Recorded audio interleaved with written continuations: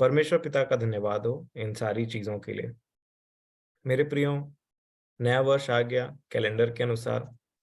और एक बात जो मैंने अपने जीवन के लिए देखा कि परमेश्वर का प्रेम महान है। आज मैं वो वीडियो भी देख रहा था, वो मूवी मैंने देखी जो खोज करके अमन चाचा ने शेयर किया। तो वहाँ पे भी एक चीज़ मैंने देखा कि अ, उन्होंने बोला कि मैंने परमेश्वर को खोज लिया। फिर उन्होंने अपने आप को करेक्ट किया, नहीं, परमेश्वर ने मुझे खोज लिया। और उनका जो मीटिंग पॉइंट था प्रभु यीशु मसीह के सामने में, तो वो एक बात बोले कि मैं बहुत बड़ा पापी हूँ, फिर भी आप मुझसे प्रेम कर। तो उधर से रिप्लाई आया कि हाँ। और तब मैंने कुछ वचनों को वहां पे सोचा और अपने जीवन के लिए देखा। और मैं समझता हूँ कि आप में से हर एक व्यक्ति इस बात को रिलेट कर सकता अपने जीवन के लिए कि हम कई बार डाइवर्ट हो जाते हैं, कई बार वो जो नहीं करना चाहिए वो हो जाता है। 2022 में ऐसे कई बार कुछ ना कुछ हुआ होगा हमारे साथ में, परंतु मेरे प्रियो, हमारे परमेश्वर का प्रेम नहीं बदला। उनकी करुणा, उनकी दया, ये मतलब वो हमसे प्रेम करते हैं। मैं यही बोलूंगा, परमेश्वर हृदयों को जानने वाले परमेश्वर हैं।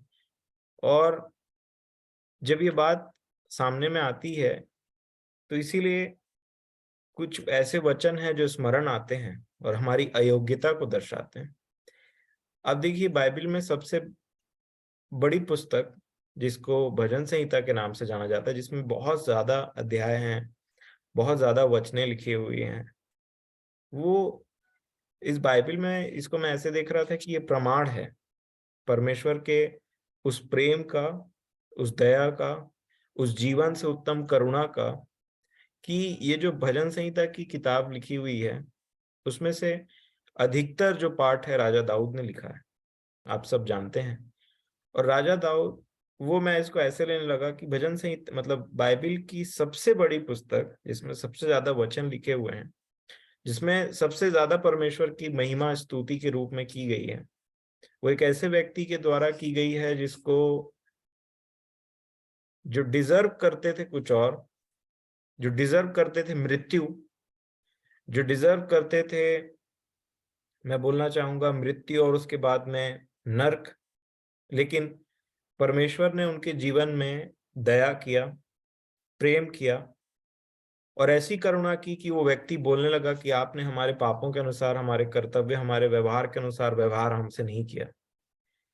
उस व्यक्ति ने समझा था कि, और वो बोले कि जीवन से उत्तम है तेरी करुणा।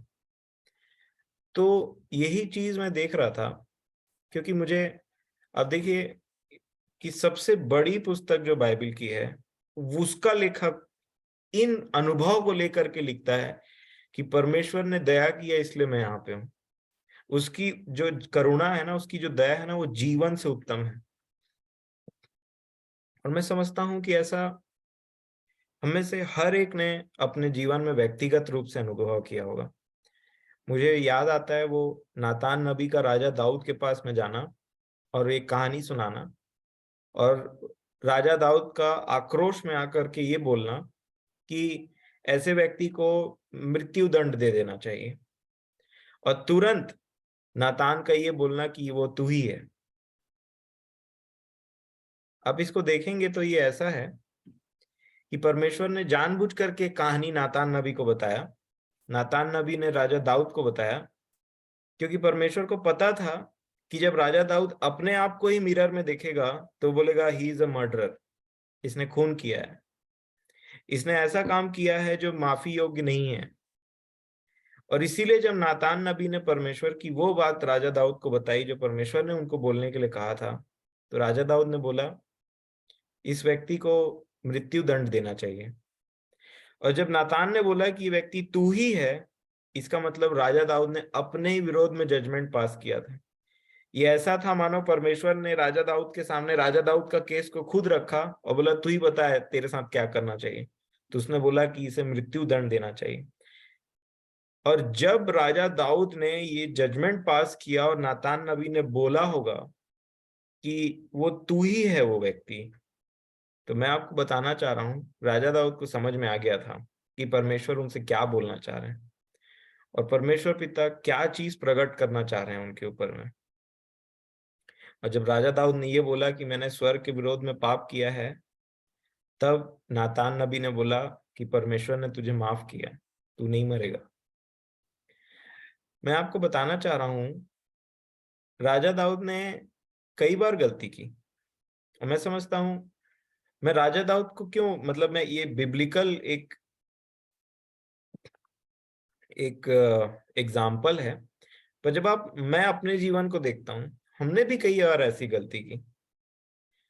जब हम अपने आप को ऐसा बोलते तो ऐसा था कि हमारे साथ भी ऐसा, इसको तो ऐसा कर देना चाहिए, इसको तो वैसा कर देना चाहिए।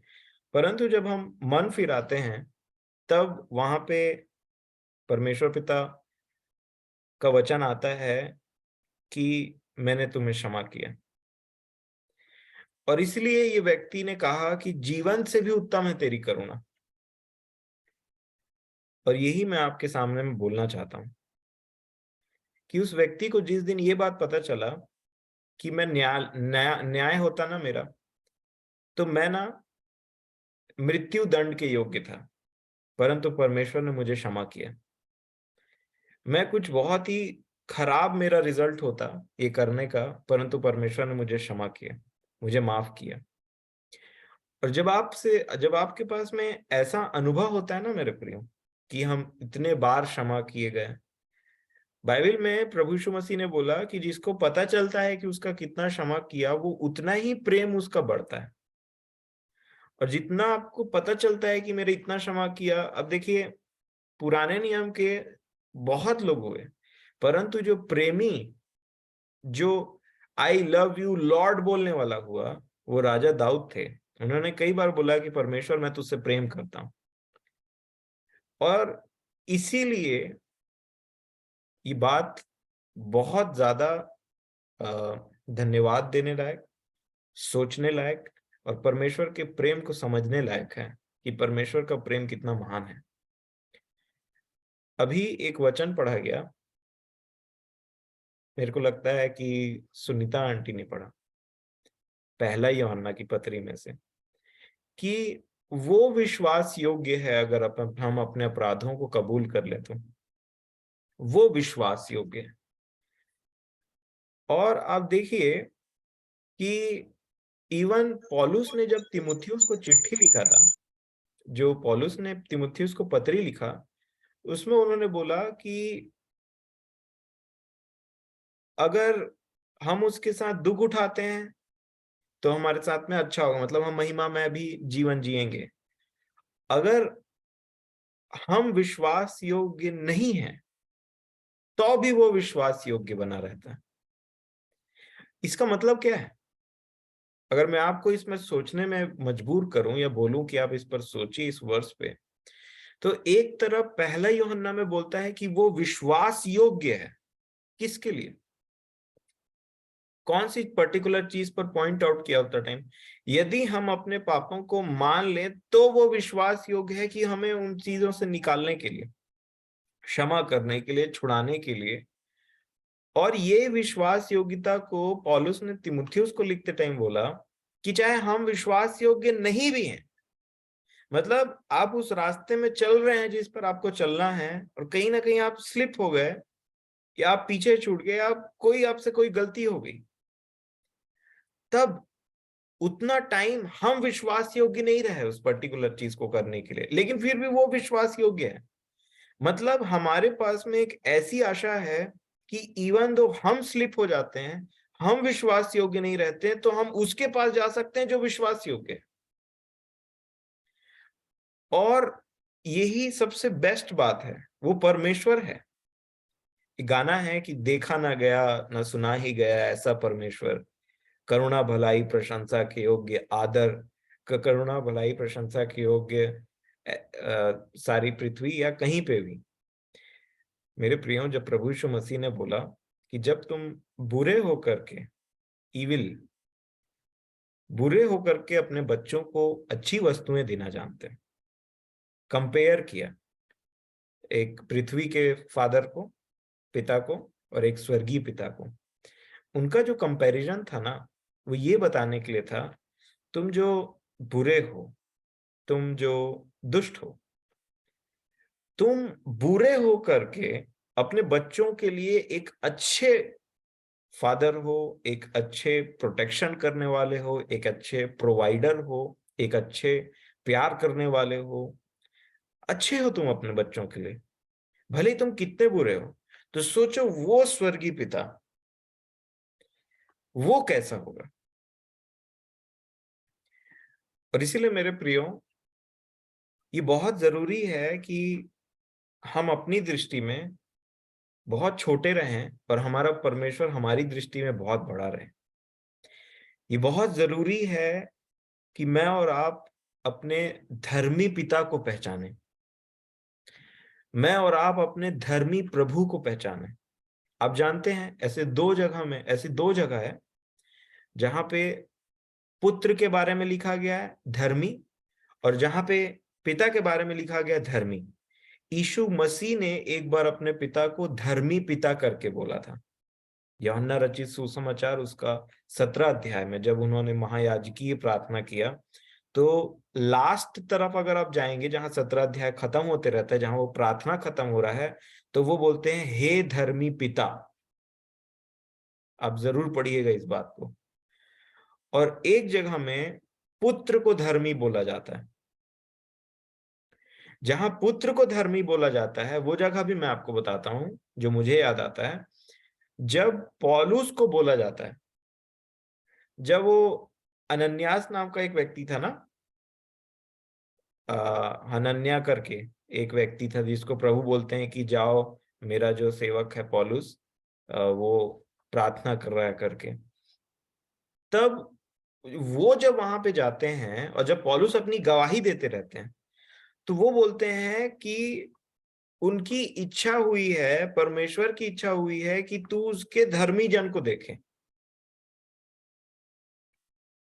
पिता धर्मी है, पुत्र धर्मी है। इवन भजन संहिता का लेखक भी कई बार उसने धर्मी परमेश्वर बोला, अपनी धार्मिकता के निमित्त ऐसे बोला।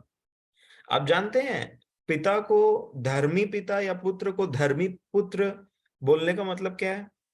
धर्मी वो होता है जो कभी किसी उसने उस मैटर में गलत नहीं किया, परंतु जिसने उसके विरोध में गलत किया उसको क्षमा कर दे।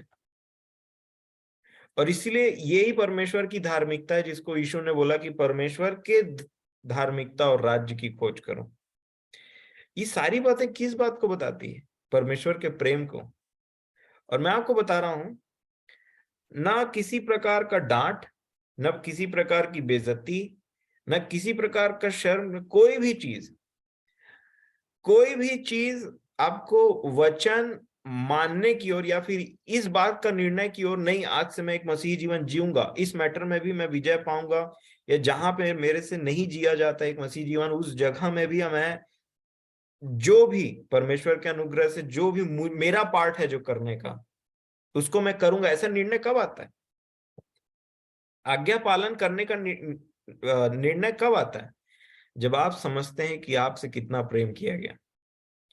न स्वर्ग में और न पृथ्वी पर और न कहीं प्रेम से बड़ा और ताकतवर चीज कहीं पर भी नहीं। मैंने जो पाया अपने जीवन में, परमेश्वर ने प्रेम किया, पुत्र ने प्रेम किया, और इसीलिए प्रेम सबसे बड़ा है बोलने का मतलब इससे बड़ा कोई चीज नहीं है। और जब आप परमेश्वर के उस प्रेम को समझते हैं ना मेरे प्रिय, जब हमारा हार्ट ब्रेक होता है उस प्रेम को देख करके, ये वही प्रेम है जिसके विषय में यीशु ने बोला था कि यदि तुम मुझसे प्रेम करते हो तो मेरी आज्ञाओं को मानो। हे पतरस, क्या तुम मुझसे प्रेम करता है? और मैं आपको बताना चाह रहा हूं, मैं फिर से ये बात बोलूंगा, प्रेम हमारे तरफ से कभी स्टार्ट नहीं हो सकता। प्रेम को स्टार्ट या प्रारंभ करने के लिए परमेश्वर का योगदान हर जगह में रहता है।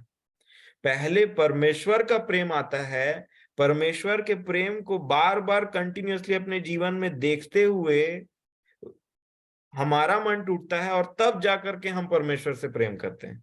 इसलिए यूहन्ना ने बोला प्रेम ये नहीं कि हमने परमेश्वर से प्रेम किया। प्रेम का डेफिनेशन पृथ्वी से नहीं आ सकता, प्रेम का डेफिनेशन स्वर्ग से आता है। और इसलिए मेरे प्रियो, जब आप इस बात को जान जाएंगे, आपको एक अंदर से आपके हृदय में, पौलुस ने कहा था ना, अपने भीतरी मनुष्यत्व में बलवंत होते जाओ। ये बल आपको कहां से मिलेगा? खाना खाने से नहीं, जूस पीने से नहीं। ये बल आपको तब मिलेगा जब आप जान जाएंगे कि परमेश्वर मुझसे प्रेम करते हैं, मेरी दशा में। और तब आप जानेंगे कि परमेश्वर आपको, भले ही आपकी दशा में जैसे आप उससे प्रेम किया जा रहा है, बहुत प्रेम किया जा रहा है, एक्सेप्ट किया गया आपको, लेकिन उस समय आपको ऐसा होगा कि आपको वो जो पुश चाहिए मसीही जीवन में आगे बढ़ने के लिए, वो आपको एनकरेजमेंट प्रोवाइड करेगा कि परमेश्वर आपसे प्रेम करते हैं। और जो बार बार दुष्ट हमको दोष लगाता, उंगली उठाते रहता, हमारे पास लिखा ना, भाइयों पर दोष लगाने वाला, वो बार बार जो आपके ऊपर उंगली उठा रहा है अंदर ही अंदर, जिससे आपका अंदर का सामर्थ खत्म होते जा रहा है, जो आप अंदर से खोखले होते जा रहे हैं, जो आप अंदर से इनसिक्योर होते जा रहे हैं, परेशान होते जा रहे हैं, कि शायद ये होल हार्टेड क्रिश्चियंस का थोड़ा सा रहता है, जो संपूर्ण मन से प्रभु के पीछे चलते। मैं एक बहुत बड़े प्रचारक को सुन रहा था, और जस्ट थोड़ा सा क्लिप था, उन्होंने यही बात बोला। वो काफी अच्छे प्रचारक है वो। उन्होंने बोला कि ये जो क्रिश्चियन लाइफ मैंने जिया ना इतने समय तक, आज भी मैं उस बात का गवाही देता हूं कि परमेश्वर ने मुझसे बहुत प्रेम किया। मतलब जो भी वो उन्होंने स्टेप लिया अपने जीवन में, मतलब परमेश्वर का प्रेम उनको एकदम से ना एनकरेजमेंट प्रोवाइड करता था, हिम्मत देता था अंदर से, कि परमेश्वर मुझसे आज भी प्रेम करते हैं। और जब वो ये बात जान गए कि परमेश्वर उन्हें अभी भी प्रेम करते हैं और प्रेम करते हैं, तो उनको ये एनकरेजमेंट मिला कि मैं और अच्छे से मसीही जीवन जीऊंगा। और इसीलिए मेरे प्रियो, मैं आपको यही बोलना चाहूंगा कि परमेश्वर ने मुझे नहीं छोड़ा, मुझसे प्रेम किया। और मैं जब डिजर्व भी नहीं करता था कि परमेश्वर मुझसे प्रेम करे, तो भी उन्होंने मेरे से प्रेम किया। और परमेश्वर पिता ने बहुत ही मुश्किल समय में और बहुत ही कठिन खराब समय में भी मेरा साथ नहीं छोड़ा। और इसलिए मेरा मन अपने परमेश्वर को धन्य कहता है, और उनके पुत्र को धन्य कहता है। और मैं एक्नॉलेज करता हूं कि परमेश्वर एक धर्मी परमेश्वर है। परमेश्वर की करुणा सचमुच में जीवन से उत्तम है। परमेश्वर की दया, परमेश्वर का प्रेम, परमेश्वर का संभालना किसी भी चीज से कंपेयर नहीं किया जा सकता। और इसलिए परमेश्वर महान है। परमेश्वर पिता आपको भी आपके भीतरी मनुष्यत्व में सामर्थ्य दे, ताकत दे, अपने प्रेम से बांधे रहे, ताकि जब हम को वो पुश, वो एनकरेजमेंट चाहिए रहता है, तो याद रखिए, हम मिट नहीं गए, क्योंकि ये परमेश्वर के महाकरुणा का फल है, क्योंकि उसकी दया अमर है। और इसलिए हम नया दिन देखने पाते हैं, क्योंकि परमेश्वर की ये अच्छा होती है कि हम उस उनके नए बनाए हुए दिन में, जब उनकी करुणा प्रतिदिन नई होती है, हम उस नए दिन में प्रवेश कराए जाते हैं, ताकि हम उस नई करुणा में, उस नए फ्रेशनेस में, उस नई ताजगी में जो परमेश्वर की दया में है, एंटर कर सकें। डेफिनेटली इसमें कोई दो राय वाली बात नहीं है कि परमेश्वर पाप से घृणा करते हैं, पाप से नफरत करते हैं। कोई नहीं चाहते कि हम एक कॉम्प्रोमाइज वाला लाइफ जिए, परंतु डेफिनेटली इस समय समय पर परमेश्वर अपने लोगों को जताते हैं कि मैं तुमसे प्रेम करता हूं। तो प्रभु यीशु मसीह का धन्यवाद हो, और परमेश्वर पिता का धन्यवाद उनके दया, उनके प्रेम के लिए। Thank you.